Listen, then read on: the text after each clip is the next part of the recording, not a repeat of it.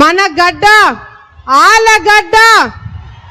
ఆలగడ్డకి విచ్చేసిన మన ప్రియతమ నాయకుడు, నాకు తండ్రి సమానులు శ్రీ నారా చంద్రబాబు నాయుడు గారికి స్వాగతం సుస్వాగతం. వేదిక పైన ఉన్న తెలుగుదేశం పార్టీ నాయకులకు, జనసేన నాయకులకు, ప్రతి ఒక్కరికి పేరు పేరున నా నమస్కారాలు తెలియజేసుకుంటున్నాను. ఈ రోజు ఈ కార్యక్రమంకి విచ్చేసిన మహిళా తల్లులందరికీ చేతులెత్తి నమస్కారాలు తెలియజేసుకుంటున్నాను. మీడియా మిత్రులకి నమస్కారాలు తెలియజేసుకుంటున్నాను. ఈ రోజు ఈ కార్యక్రమంకి విచ్చేసిన కార్యకర్త దేవుళ్ళందరికీ పాదాభివందనం తెలియజేసుకుంటున్నాను. మీ అందరినీ దేవుడితో ఎందుకు పోల్చానో తెలుసా? ఈ రాక్షస పరిపాలనలో భర్త మీద, ప్రతి ఒక్కరి మీద కూడా కేసులు పెట్టినారు, తప్పుడు కేసులు పెట్టినారు.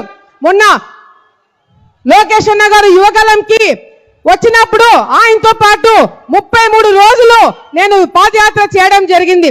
నంద్యాల ప్రాంతంకి వచ్చినప్పుడు మరి శిల్పా చక్రపాణి, శిల్పా మోహన్ రెడ్డి, అదేవిధంగా ఆలగడ్డ ఎమ్మెల్యే ముగ్గురు కూడా లోకేష్ అన్న గారి గురించి అసభ్యంగా మాట్లాడినప్పుడు నేను ఘాటుగా స్పందించాను. నాతో పాటు జిల్లా నాయకులు కూడా ఘాటుగా స్పందించడం జరిగింది. అది కక్ష పెట్టుకొని, ఒక కోవట్ని ముందు పెట్టుకొని తప్పుడు కేసులు బరాయించి నన్ను జైలుకు పంపించడం జరిగింది. కానీ ఒకటి మాత్రం చాలా స్పష్టంగా అర్థమైంది. నేను పెట్టిన కేసు తీసుకోలేదు. నా మీద పెట్టిన కేసు మాత్రం 5 గంటలలో పోలీసులు దొంగలే ఆశ్చర్యపోయేలాగా గోడలు దూకి నా ఇంట్లోకి వచ్చి నా కొడుకుకి సంవత్సరంన్నర, నా కొడుకు ముందర నన్ను, నా భర్తని కూడా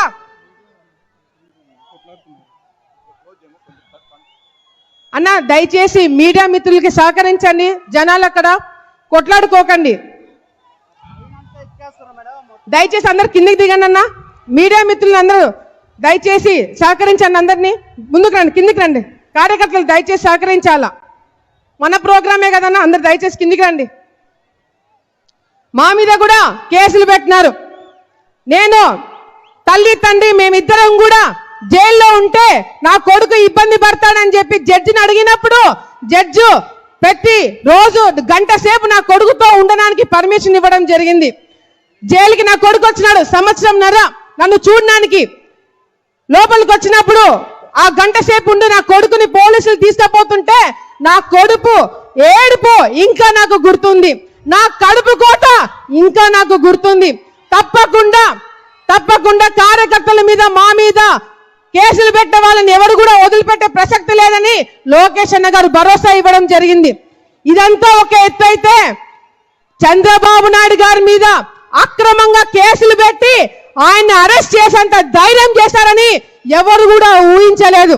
ఏ నంద్యాల జిల్లాలో అయితే చంద్రబాబు నాయుడు గారి మీద అక్రమంగా కేసులు పెట్టి మీరు అరెస్ట్ చేశారో అదే నంద్యాల జిల్లా నుంచి మీ పతనం మొదలవుతుందని చెప్పి కూడా ఈ సందర్భంగా కార్యకర్తలు అందరి తరపు నుంచి చంద్రబాబు నాయుడు గారికి నేను మాటిస్తున్నాము.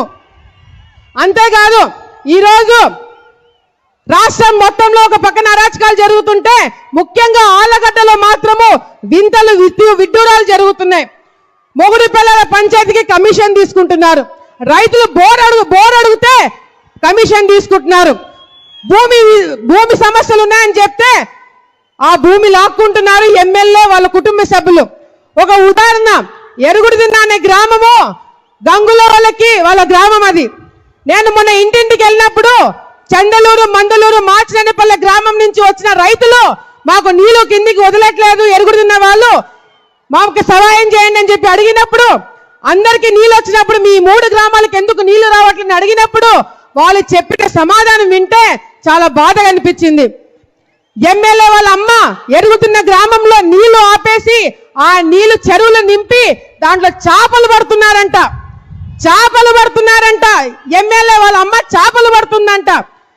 నీళ్లు వెళ్ళి అడిగిన రైతులు మాకు నీళ్లు కావాలంటే మీ 3 గ్రామాలు చందాలు వేసుకొని రైతులు డబ్బులు ఇవ్వండి, అప్పుడు కేసీ కెనాల్ నీళ్లు, తెలుగంగా నీళ్లు వదులుతామని చెప్పినారంటే ఎంత సిగ్గుచాటని చెప్పి కూడా సందర్భంగా తెలియజేసుకుంటున్నాం. సార్